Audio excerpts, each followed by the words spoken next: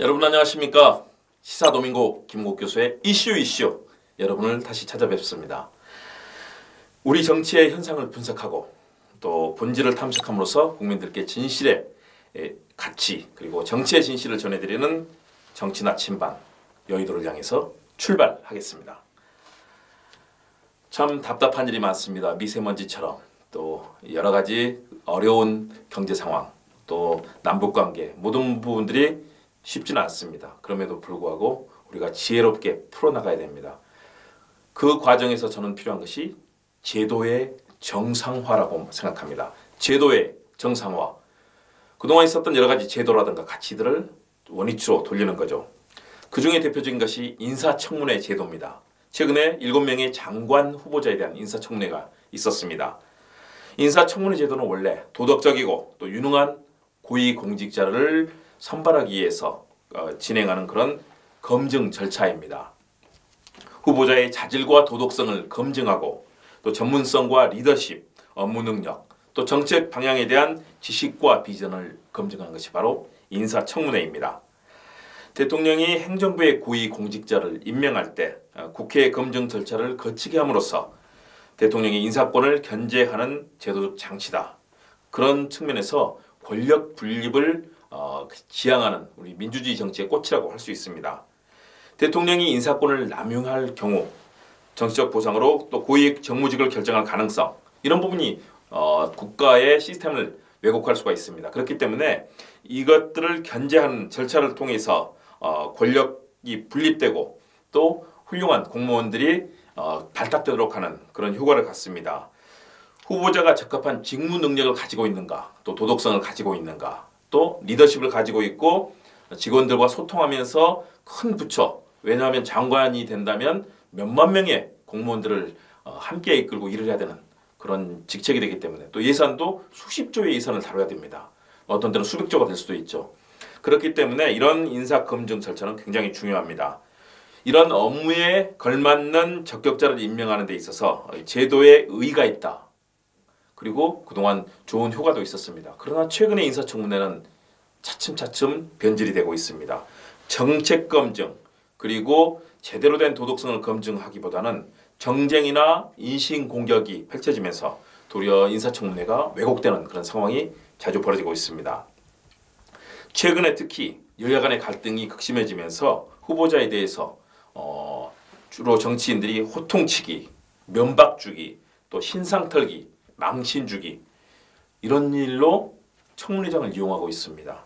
고압적입니다. 또 어떤 때는 그 부처에 대해서 의원들이 로비까지 합니다. 그런 정략적 목적에 이용되면서 청문회 그런 가치가 점점 더 떨어지는 상황이 되고 있습니다. 국민들이 우려하는 시선도 눈에 보입니다. 7명의 장관 후보자를 검증한 이번 청문회에서도 이 같은 상황이 여실하게 드러났습니다. 자, 일단 청문회 상황 짚어볼까요? 문재인 정부 2기 내각의 장관 후보자 7명 인사청문회가 모두 끝났습니다. 여야가 첨예하게 대립하고 있고 야당에서는 특히 제1야당인 자유한국당에서는 7명 전부가 부적격자라고 해서 청와대 검증 라인 책임론을 얘기하고 경과보고서 채택을 거부하고 있습니다. 또 다른 야당 일부에서도 비판적인 목소리 2명이 안 된다 여러 가지 얘기가 나오고 있고요. 이 과정에서 청와대는 인사검증 보고서를 기다리고 있다는 그런 목소리를 냈습니다. 자, 문제는 청문회에서 일부 후보자들이 부족한 모습도 보였고요. 여러 가지 부동산의 문제, 교육의 문제, 논문의 문제 이런 부분들이 드러났습니다.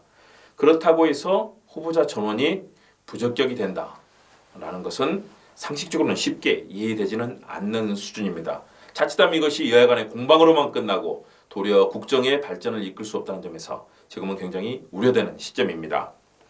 후보자의 정책적인 역량을 날카롭게 검증해야 되는데 이런 취지는 퇴색된 채 온갖 정치적 공방들 그리고 후보자에게 정책을 물어보지 않은 채 후보자에 대한 인신공격들 이런 비난이 또 난무하는 그런 상황들 바람직하지 않습니다. 초반에는 자료 제출을 하라라는 자료 제출 공방전으로 펼쳐졌는데 마지막에는 파행으로 끝나고 보이콧으로 끝났던 박영선 중소기업 벤처부 장관 후보자에 대한 청문회가 대표적입니다. 김현철 통일부 장관 후보자의 청문회에서도 이런 여러 가지 질의 내용보다는 후보자를 비난하는 목소리가 높았습니다. 대표적인 것이 정진석 의원이 후보자의 정신 상태가 노멀하지 않다고 본다라고 그런 얘기를 했습니다. 노멀하지 않다. 비정상이라는 얘기죠. 어떻게 청문회장에 비정상적인 사람까지 올 수 있겠습니까? 그런 식으로 후보자를 폄훼하는 일, 이것은 상당히 바람직하지 않는 청문회의 모습입니다. 그와 더불어서 저급한 막말, 특히 여성에 대해서 보여준 그런 여러 가지 태도들은 정말로 국민들을 깜짝 놀라게 했습니다. 이와 관련해서 여성 의원들, 특히 민주당 쪽 여성 의원들이 이에 대해서 비판을 했습니다. 바로 어떤 사안일까요? 윤한홍 자유한국당 의원이 박영선 후보자에 대해서 유방암 진료 기록을 요구하고 개인의 사적인 기록들을 제출할 것을 요구를 했습니다. 이에 대해서 여성 의원들이 성명서를 발표했습니다. 이것은 여성에 대한 모독이자 인권 침해다 라면서 눈을 의심케 하는 정부의 요구다. 이것이 무슨 장관의 자질과 연계가 돼 있는 것인가?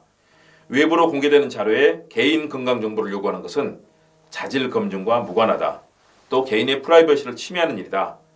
여성이 겪었을 아픔에 대한 고려, 또 공감 없이 질병에 대한 이야기를 가십거리로 만들려는 이것은 기본적인 예의도 없는 비상식적인 태도다 라면서 질타를 했습니다. 청문회에서 여러 가지 설왕설래가 있습니다. 그럼에도 불구하고 최소한의 인간적인 예의나 품격은 지켜져야 됩니다.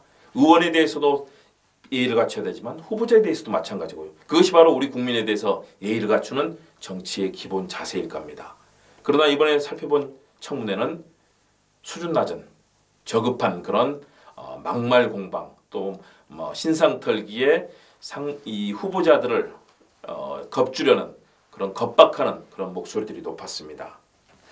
일단 이 후보자들에 있어서 청와대는 청문 결과와 이 국민 여론을 토대로 임명 여부를 결정하겠다라는 그런 입장이고요.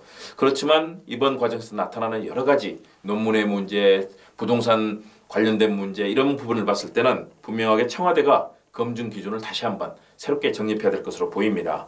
청와대 민정수석실, 인사수석실은 이번 장관 인선 논란을 계기로 해서 인사검증과 판단 등 전반적인 과정에 문제가 없는지 다시 한번 엄정하게 되짚어보고 제도적 개선책을 마련해야 될 겁니다. 미국의 경우는 철저하고 객관적인 시스템이 정립되어 있습니다. 백악관의 인사국이 있고요. 또 FBI에서 신원조회를 합니다. 그리고 국세청인 IRS에서 세무조사를 실시하고요. 공직자윤리위원회에서 다시 검증하는 등 전 부처가 나서서 후보자를 사전에 검증합니다.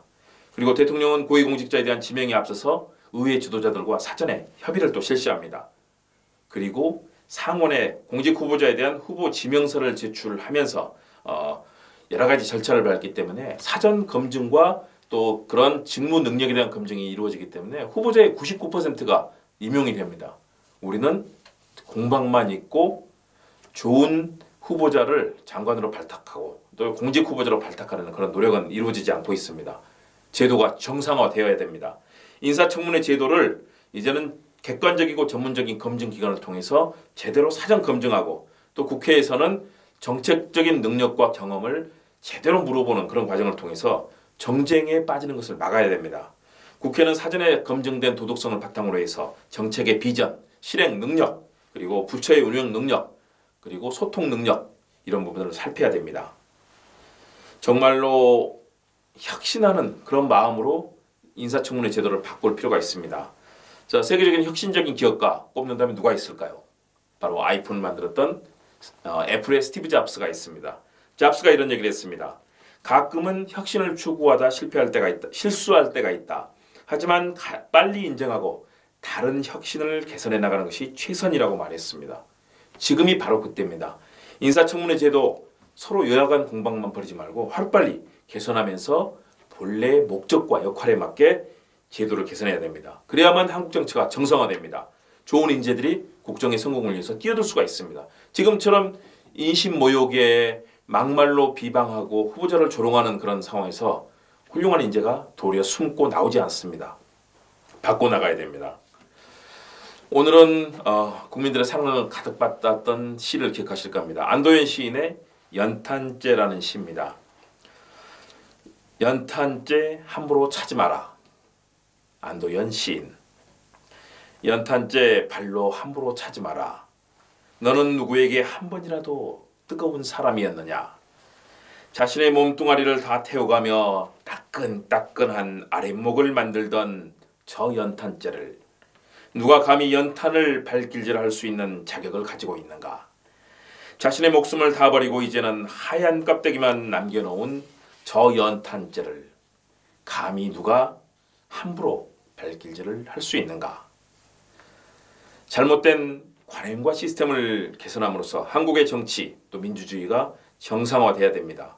후보자를 엄격하게 검증하되 그들의 존재와 삶에 대한 존중은 이루어져야 됩니다. 후보자를 연탄재 차버리듯 비방과 막말로 고압적인 검증을 하는 제도, 이제는 전면적인 개혁을 해야 됩니다. 치열하게 도덕성, 정책 능력을 검증해야 됩니다. 국정농단, 부정부패, 특히 박근혜 정부의 국정농단 시대 우리 국민들 얼마나 고통받았습니까? 그 시대를 벗어나서 민주주의와 정의, 또 유능하고 실력 있는 소통하는 대한민국을 만들어야 됩니다.